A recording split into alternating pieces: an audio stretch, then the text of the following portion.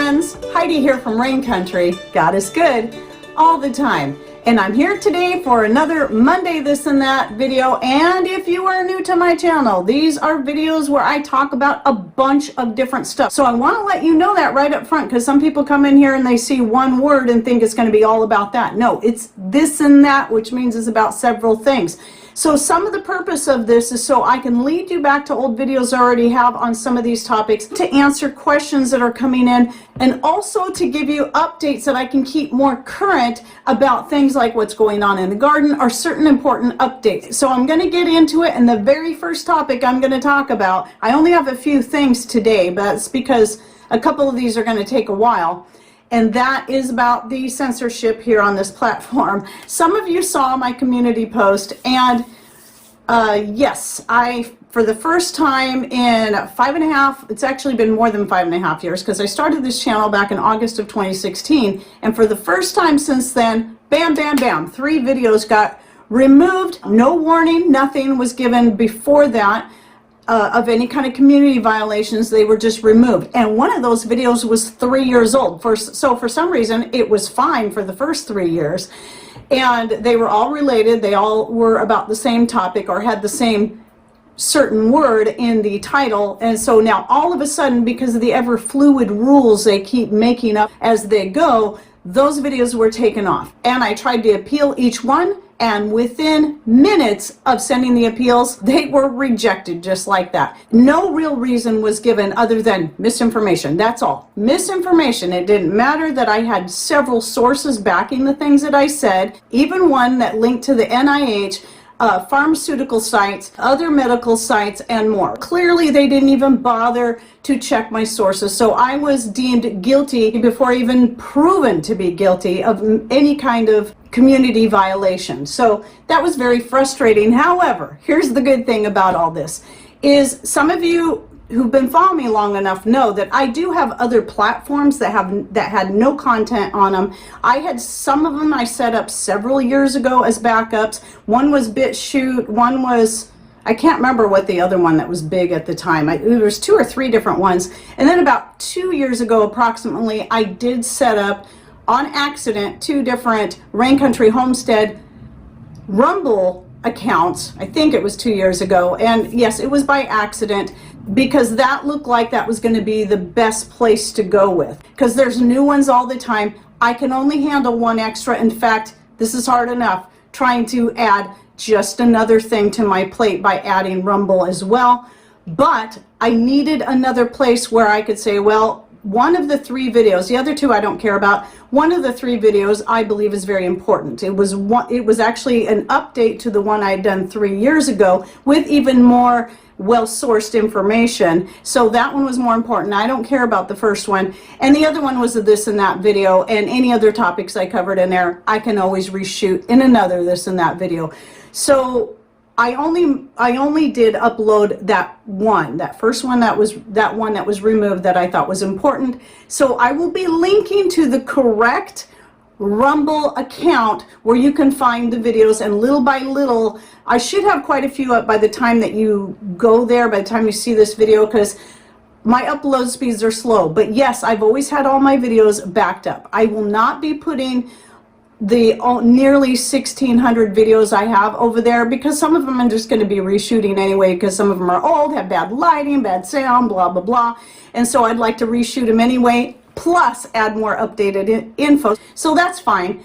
But the good thing about it, like I said, is it finally kicked me in the rear to do what I've been wanting to do for some time, and that is starting to put some content over there so I can have that backup all ready to go.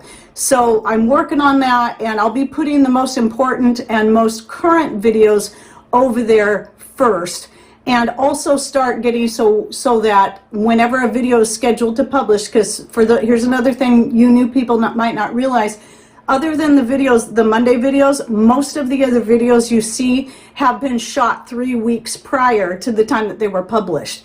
So I schedule all those to publish at a certain time, so I'll be doing the same thing with those same videos over at Rumble, so they'll publish at both places at the same time. But I also am trying to work on getting some of the important videos out there that I really want to make sure people have access to in case those get removed down the road too. You just never know what to expect with this platform. Even though it's been a great platform for me to really grow and be able to actually earn a livable wage on through your views, you just never know with the constantly changing rules what's going to happen next. I do understand that any platform, I don't care how safe they claim that they are, is subject to the same kind of things down the road.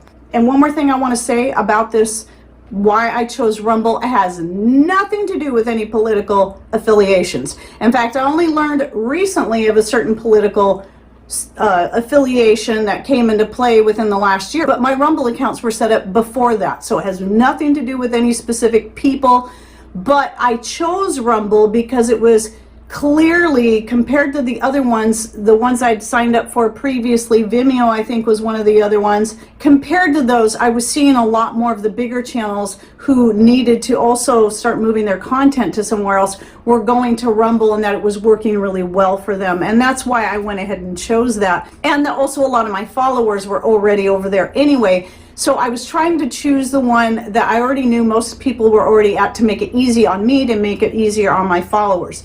But please know, I'll still keep putting videos up here as long as I'm allowed. I understand being spread too thin and not having time for this platform over here where this person is at, and that platform over there where that person is at, and that platform over there where another person is at. That's the other reason why I've been dragging my feet on doing this for so long. I wanted to keep it where most everybody was and as easiest for everyone. This is going to be a lot of work for me to add this, but I think as time goes on and I get some of my more important videos up, once I have a video created, it's just a matter of uploading to both sites, doing all the footwork as far as having to add the links and blah, blah, blah, then just copy and pasting that over to the other site. That, I'm kind of starting to already get the feel for that, and it's working out okay. But I am going to have to pour a lot of time into it for the next month or so.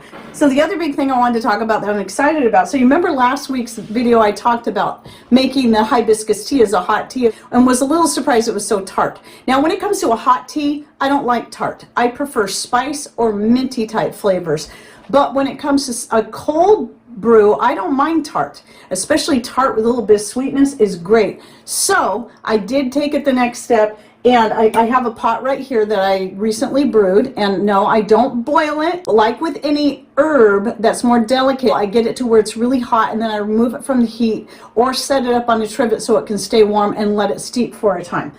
And in that case, yes, I like the strong tartness of it. And I could have actually made this stronger, because one of the things I didn't think about was adding the fermentation starter was going to water it down.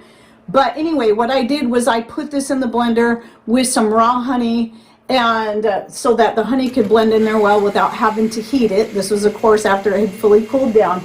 And then added my starter and then just let it sit for 3 days. So today is the third day and it's ready to go. It's pretty fizzy. I have to shake it so you can see it here. And you can also see in the photos, and it tastes amazing. I think it will taste even better if it's just a little bit stronger, so that's what I'm going to be doing here. It's basically the same idea as making the fermented citrus peel drink, except for this one I decided to go ahead and strain out the petals rather than leaving the peels in there. But there was a reason for that, because peels aren't as delicate as this, and the longer I leave the peels in the drink, the more of that quercetin and other benefits are coming out into the liquid. So what I made here was a really tasty, very healthy hibiscus natural soda. So I'm getting the probiotics, I'm getting the benefits of the hibiscus flowers, and I get to drink it as a cold drink. So anyway, very exciting. But I'll link to that video on the citrus peels down below, the fermented ones, and how I did that. Same process there.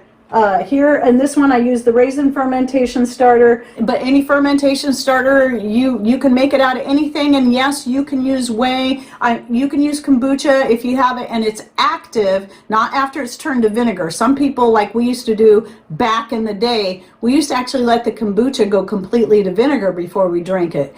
But as long as it's in that very active, very fizzy stage, yes, you can use that as a starter. So because I don't care for kombucha, I just always keep starters going, and they can be made out of anything from herbs to fruit to even vegetables if you want. But you still have to have sugar or honey to get it going, because the yeast and bacteria have to feed on the sugars just like they do for making vinegars and wines. Same idea. Though this is still sweet, there's a good amount of the sugar has already been worked through, so it doesn't have as much sugar as it did in it when I started it. So now a question I wanted to answer that I keep forgetting to cover in regards to the dehydrated and powdered eggs. So these are the eggs from my own chicken. I dehydrated them raw on purpose. I wanted to keep them raw. I didn't want to cook them and then dehydrate them like some people do. I wanted to keep them raw so they would work better in making pancakes and breads and so on.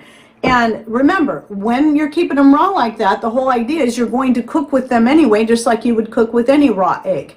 That's the idea. It's not so I can eat the egg powder straight out of the jar, and I'd have no interest in doing that anyway. That actually wasn't the main question. The main question I keep getting, and I am so sorry I keep forgetting to address this, is that yes, when they are fully dehydrated, you will find an oily substance on the eggs. Now it's up to you what you want to do with it. I recommend keep it in there. That's what I did here. And you can see once it's powdered up, it's just fine. You want to keep that fat in there because not only is there going to be a lot of flavor in that fat, there's also a lot of benefits in that fat. And no, as long as you properly store it, it'll be just fine. It's not going to go rancid. So it's about keeping it in a cool pantry. You don't have to keep it in the fridge or freezer unless you feel better about that. And also keeping it vacuum sealed, I did learn recently, does help prevent rancidity and will keep them fresher. Yes, I believe they will last for years if properly stored. And this right here, I would say is probably about 6 months old now. And this one I haven't even vacuum sealed because it's the one I keep in here, which it doesn't stay as cool as it does in my back pantry, but it's the one I'm working through. No problems with it. And I have 2 more jars right now from last year in my back pantry, and I'm going to get started here soon on this year's eggs. Mostly I've been either selling or fermenting them, but I do want to get a bunch more powdered up because my older chickens are starting to slow down right now, not laying as heavy as they used to. And so even though we still don't need all the eggs that come in, I'm thinking I want to focus on getting more powdered eggs put up into my food storage so that it's there when I need it. The reason I like this better than water glass or the lime water method is that they will last longer in storage and take up far less room and can be used, in some cases can be used for more things. I would think the water glass eggs would probably still work good for making a homemade mayonnaise, but I use my frozen ones for that. The frozen eggs work best for homemade mayonnaise. The one thing I found so far that these don't work for doing is the homemade mayonnaise. Tried it, it was a total fail, but thankfully I was smart enough to only try to make a little tiny bit. But pretty much everything else I've used them in it's worked great. I'm very, very happy with this. Okay, and then another question that came in just today is about buying organic and how much money I spend on groceries. Well, I don't particularly keep track of exactly how much money I spend on groceries because you have to understand, for one, a lot of what I do is not for current use. It's also for putting into food storage to keep stocking up on various things. Though obviously we're working through groceries every week, I'm always stocking my pantry a little bit more all the time. So I can't tell you exactly how much we could live off of every week if we had to just live off of a certain amount. I would think if we only bought groceries for each week as we needed that week, our bill would be pretty small. If we had to fall back on our pantry, which I'm always using stuff out of my pantry because that's, you know, where everything goes, but if we couldn't buy from the store, we could live out of our pantry for a couple of years at least. So it's kind of hard to figure out exactly what the average weekly expenses. But one of the main things I wanted to mention is I know some people get a little surprised and think, how can you afford all that organic food? Well, I couldn't at first. It was adding things a little bit at a time and learning how to adjust my budget to fit so that, okay, you know, and the biggest sticker shock at that time when I first started switching over to more organic stuff was going over to organic milk. That was just huge difference in price, like 3 times as much as the other kind of milk, that cheap stuff that, you know, at the time was only $2 a gallon. I don't know what it is now because I haven't bought it in years. That was a tough one. But the other thing too is you learn how to use less of certain things and make up for it in the things that you grow yourself or raise yourself. So there's those kind of different things that make up the difference. But here's one of the big things that makes up the difference and why we personally choose to go organic. It is for the sake of our overall health. Yes, I do understand not everything that's labeled as organic is fully organic, and you can never fully trust any of these labels. Unless you're growing it yourself, you will have no idea. And even when you're growing it yourself, there's still certain toxins in the air and that get into the soil that you have no control of. So you can't fully be certain of all the minerals and all the nutrients you're getting in your food that you grow yourself. But yes, that will be the best way to get the most nutrients and get it the most organic for the best price. But most of us can't grow everything that we would like to have in our food storage. So for us, it was about 10 years ago when we took ourselves off the thyroid medication, was about the same time I really started ramping up the changes in the types of food that we put up. And here's the thing, we went off the medication, so there's that monthly bill gone for both of us. We don't have to make regular visits to the doctor to have our blood work, which insurance doesn't pay for anyway.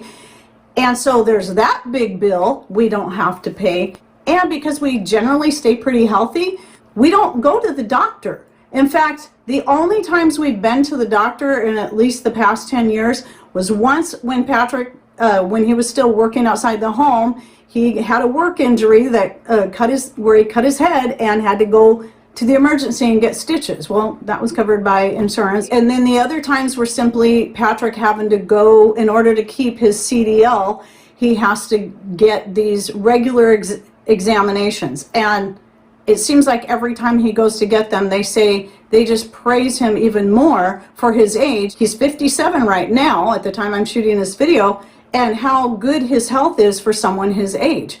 His blood pressure is great. He gets all kinds of accolades from the doctor about how great his health is, even though he hasn't been on those medications that we were both told we had to be on for the rest of our lives. So those are the only times we go to the doctors for that. And if there's some other kind of emergency where we can't take care of it at home, yes, we'll do that. But those are so few and far between anyway. So by going more organic, we're saving money in medical bills. And I still think about canceling our health insurance because we never use it. It's because, by the way, health insurance doesn't pay for CDL exams. Those come completely out of your own pocket. So I keep thinking, why do we have it? So anyway, I hope that helps people kind of understand how we make up the difference in paying more for organic when we do have to buy it. And also remember, we're completely debt-free. So getting out of debt, obviously, which was probably about that same time. I don't remember what year it was, but once we got completely out of debt, obviously that freed up more money so that we could not only put more away, we could stock up more food and stock up more healthy food, and also start investing back into what we're doing here to make us more self-sufficient. But anyway, I have videos on that. I'll link to the one we did several years ago with Living Traditions Homestead and how we got debt-free, because we did it was a collaboration video we did together, and any other things that I think would help, such as tips on being more frugal to help you save more money. Any of those videos that come to mind, I'll go ahead and link them in the description box down below so you can check those out for yourself if you're still just looking for more ideas on how to save money to do whatever it is you need to do with it. All right, well, I hope you enjoyed my this and that for the week. Thanks for watching. Take care, and God bless.